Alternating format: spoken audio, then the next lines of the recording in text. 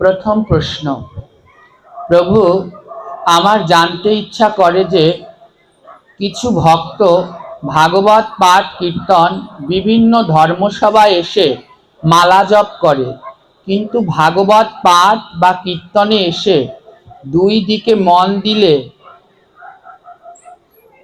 সে কেমন করে হবে, বা এরকম কিছু একটা লিখেছে।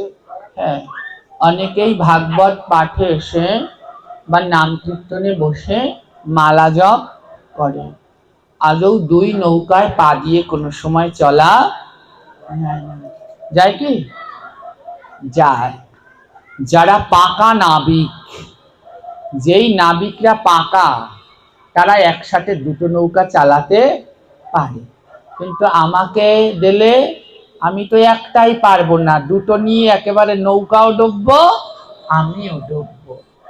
তাই মালা জপ, ভাগবত পাঠ কিংবা নাম কীর্তনে করা যায়, কিন্তু সবাই করতে পারে। যদি সেই রকম জ্ঞানী ভক্ত হয় তাহলে সে অবশ্যই করতে পারে, কিন্তু আমার মতো সাধারণ হলে তাহলে সম্ভব না। ভাগবত শুনলে এক মনেই শোনা উচিত, নাম শুনলে এক মনেই নাম শোনা উচিত। ভাগবত পাঠে এসে তোমার হাতে জপমালা আছে, ভাগবত পাঠে আসলে তো অনেক বৈষ্ণব আসবে, অনেক ভক্ত আসবে।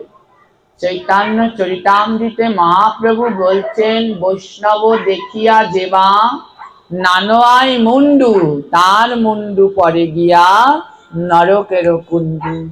এবার ভাগবতে আসলাম, আমার হাতে জপমালা, তো বৈষ্ণব এসেছে, তো আমি যদি মাথাটা না নোয়াই, আমার মুন্ডুটা কোথায় গিয়ে পড়বে? নরকে গিয়ে পড়বে। তাহলে কি হলো? জপমালা নিয়ে তো আর মুন্ডুটাকে তার চরণে দিতে পারছি না, তখন অপরাধ হয়ে যাচ্ছে। তো এই রকম দিক বিবেচনা করে যদি কেউ মনে করে যে আমি ভাগবত পাঠও শুনতে পারবো আবার জপও করতে পারবো, ভুল হবে না। কারণ জপ করলে তো মনটাকে স্থিরতা দরকার, একাগ্র চিত্তে জপ করতে হয়। জপ করবার সময় মনটাকে নিজের স্থিরতা দরকার, যেন মন ওই নামের দিকেই থাকে, নাম থেকে যেন অন্য দিকে না চলে যায়। হরিদাস নাম করত কয় লক্ষ?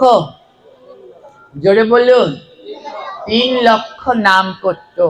হ্যাঁ, এই লক্ষ শব্দের একটা অর্থ হলো কি জানেন? 1, 2, 3 হাজার এরকম করে লক্ষ। আরেকটা লক্ষ মানে লক্ষ্য রাখা।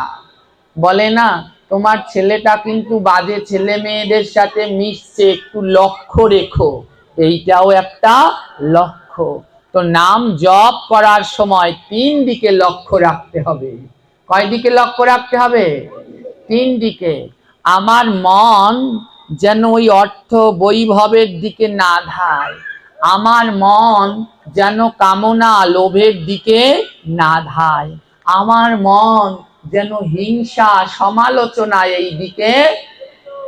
এই 3 দিকে সদা সর্বদা লক্ষ্য রেখে যে নাম, সেই হলো 3 লক্ষ্য। হ্যাঁ, তো এবারে আমি ভাগবত শুনতে বসলাম, এবার আমার মন কোন দিকে রাখবো? ভাগবত বক্তা যেটা বলছেন সেই দিকে না নামের দিকে? যদি মন এলোমেলো হয়ে যায়, নামও গেল ভাগবতও গেল। তাই যদি সেই রকম জ্ঞানী ভক্ত হয় তাহলে সেটা জপ করতে পারে। হ্যাঁ, তো সর্বোপরি কি আমি সব সময় বলি যে আমাদের এই যে দাদু গুরুদেব শ্রী শ্রী অষ্টোত্তর শত 3 কোটি গোস্বামী প্রভুপাদ, তিনি তার একটা বাণীতে বলেছেন, অন্যের দোষ দেখাই তোমার সব থেকে বড় দোষ। হ্যাঁ, অন্যের দোষ দেখাই তোমার সব থেকে বড় দোষ। তাই আমি কোনো কারো দোষ বিবেচনা করতে চাই না, কারণ দোষ গুণ আমি কি করব? আমার যে দোষ তারই নাই কোনো শেষ, তো অন্যের দোষ আমি কি করে দেখব?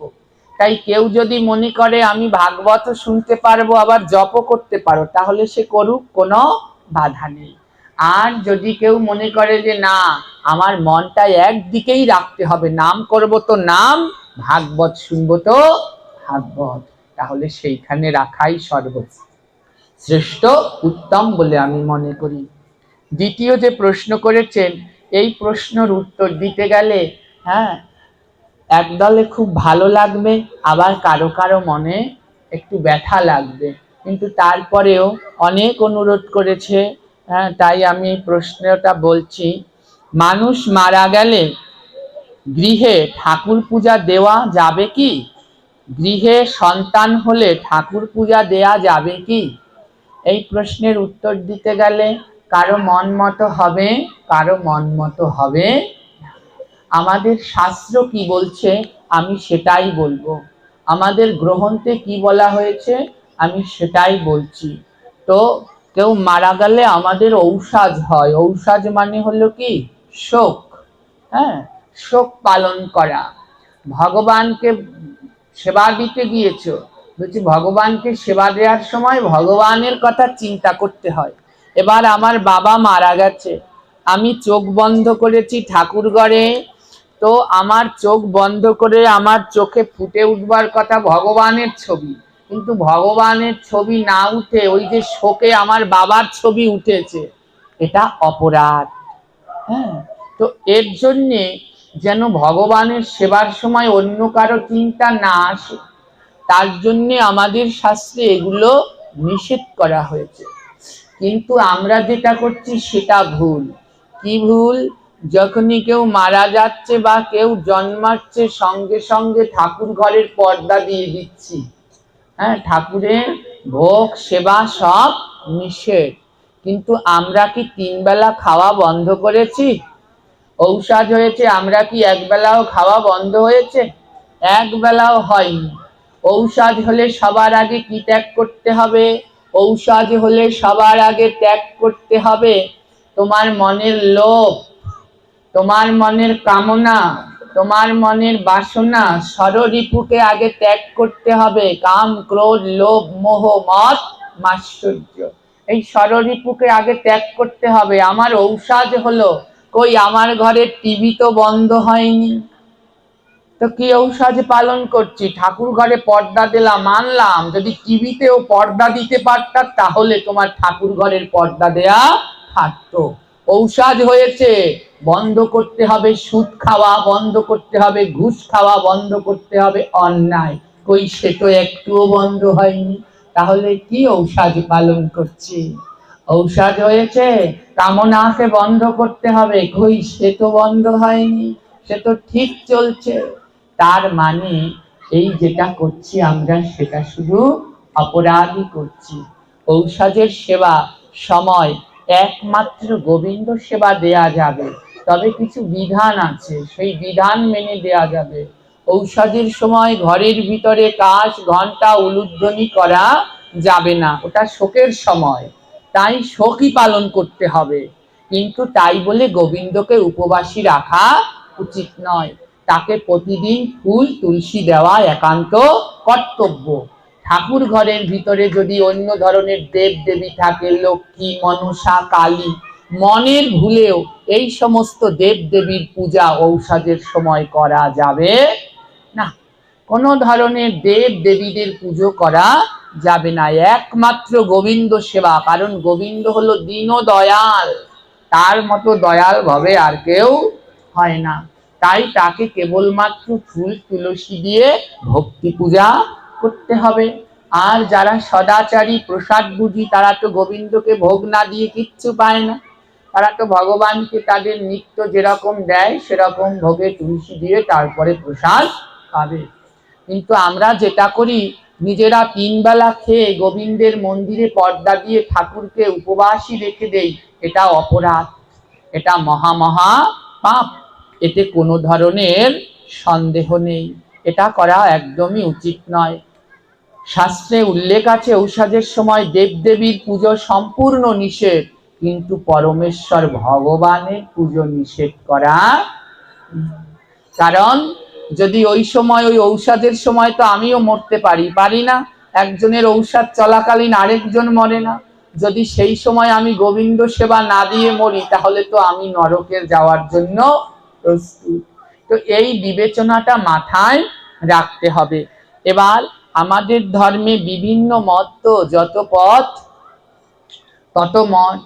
তো আমি কোনো সময় কাউকে বাধ্যবাধকতা এইসব আমি বলি না। কোনো গুরুদেব, যার যার গুরুর বাক্য তার তার কাছে সর্বশ্রেষ্ঠ। যদি তার গুরুদেব বলে থাকেন যে না, ঔষধের সময় তোমরা ভগবানের সেবা দেবে না, তাহলে প্রত্যেক শিষ্যের উচিত গুরু বাক্য রক্ষা করা। কারণ শিষ্যের অপরাধ হবে না, অপরাধ হবে কার? গুরুদেবের। গুরু যদি বলে দেয় তাহলে গুরুর সেই অপরাধ। তাই যদি কোনো সময় গুরু বলে থাকে তাহলে সে তার গুরু বাক্য অবশ্যই পালন করতে পারে। তো শাস্ত্র সিদ্ধান্ত হলো ভগবানকে কোনো সময় উপবাসী রাখা উচিত নয়। ঔষধ কিভাবে দূর হয়? এই যে আমরা ঔষধ পালন করলাম, কেউ মারা গেল, 30 দিন 15 দিন 11 দিন যাই করলাম, তো কিভাবে আমরা শুদ্ধ হব? যখন ঔষধ শেষ হয়ে যাবে তখন ওই ভগবানের ঠাকুর ঘরে যে গোবিন্দ চিত্রপট বিগ্রহ আদি রয়েছে, ঔষধ শেষ হয়ে গেলে ওই বিগ্রহকে দুধ, দধি, ঘৃত, মধু, পঞ্চগব্য, পঞ্চামৃত দিয়ে স্নান করাতে হয়। স্নান করানোর পরে সেই চরণামৃত যখন পান করে তখন তার ঔষধ দূর হয়। কিন্তু একজনেও আমরা সেই কাজ করি না। তাই সবাই আগেটাই ঔষধ চলে গেছে কিন্তু শুদ্ধ কিন্তু হয়নি। দেহ তখনই শুদ্ধ হবে যখন পঞ্চামৃত পঞ্চগব্য দিয়ে ভগবান স্নান করার পরে সেই চরণামৃত পান করবে, তখনই দেহ শুদ্ধ হবে এবং ঔষধ দূর হবে। সেই আসল কাজ করি না। ঔষধের সময়ে জপ করা যাবে, যেমন ঔষধ শেষ হয়ে গেলে সব ঘরের জামা কাপড় যা আসবাবপত্র যেরকম আমরা পরিষ্কার করি ধুয়ে ফেলি, তদ্রূপ ভগবানেরটাও সব ধুয়ে দিতে হবে। ভগবানকে নিজের ঘরের একজন ভাবতে হবে। আমার ঘরে যদি 5 জন সদস্য, আমার গোবিন্দকে নিয়ে 6 জন। তার মানে আমার যদি ঔষধ হয় তাহলে আমার ঘরের গোবিন্দেরও ওরকমই ঔষধ রয়েছে, তাকেও তদ্রূপ ভাবে ওরকম তার পোশাক আশাক আদি সব যেরকম আমরা ধুয়ে কাচি সে তারটা ওরকম পরিষ্কার করে দিতে হবে। তো আমাদের মনোভাবনাটা এমন রাখা উচিত যেন আমাদের ভগবান উপবাসী না থাকে। আমরা যদি 3 বেলা খাই, যেন গৃহের ঠাকুর কোনোভাবেই না খেয়ে থাকে, অন্তত তাকে ফুল তুলসীটুকু আমরা যেন দিতে পারি, এটা একান্ত উচিত। আর যদি কারো গুরুদেব বলে যে না এটাও দেওয়া উচিত না, তাহলে সে তার গুরু বাক্য অবশ্যই পালন করতে পারে। আমাদের গুরুদেব বলতেন, যার যারে ভালো লাগে ভজ গিয়া তারে, আমার ভালো লাগে শচীর নন্দন গোড়ারে, তাই আমি ভজি তারে। যে গৌরাঙ্গ মহাপ্রভুকে যে ভালোবাসে তাহলে সে সেই মত অনুসারে চলো। যার যাকে ভালো লাগে ভজন করো, করো না, কিন্তু নিষ্ঠা রেখো একান্ত। তাই বলে কারো সমালোচনা করা যাবে। প্রত্যেক ধর্মে, প্রত্যেক মতে, প্রত্যেক পথে সমালোচনা করা মহাপাপ। ওর থেকে মহাপাপ আর কিছু হয় না। কেউ কারো ঔষধ হয়েছে, সে তার ভক্তিতে কুলিয়েছে, সে ভগবানকে সেবা দিচ্ছে, কিন্তু তাই বলে যদি আমি সমালোচনা করি, কোথাকার কোন সাধুরে ঔষধের ভিতরে ঠাকুর সেবা দেয়? মনে রাখবে, ওই সমালোচনার গুণে তোমার পূর্বের যত সুকৃতি ছিল সঙ্গে সঙ্গে ওখানে সব ধ্বংস হয়ে গেছে। কারণ আমাদের শাস্ত্রে কাউকে সমালোচনা করবার অধিকার, যার যার মত সে পালন করব, কিন্তু কোনোভাবেই কারো সমালোচনা, নিন্দা, পরচর্চা এ মহাপাপ, মহা অপরাধ। তাই তো বৈষ্ণব বন্দনা, গুরু বন্দনা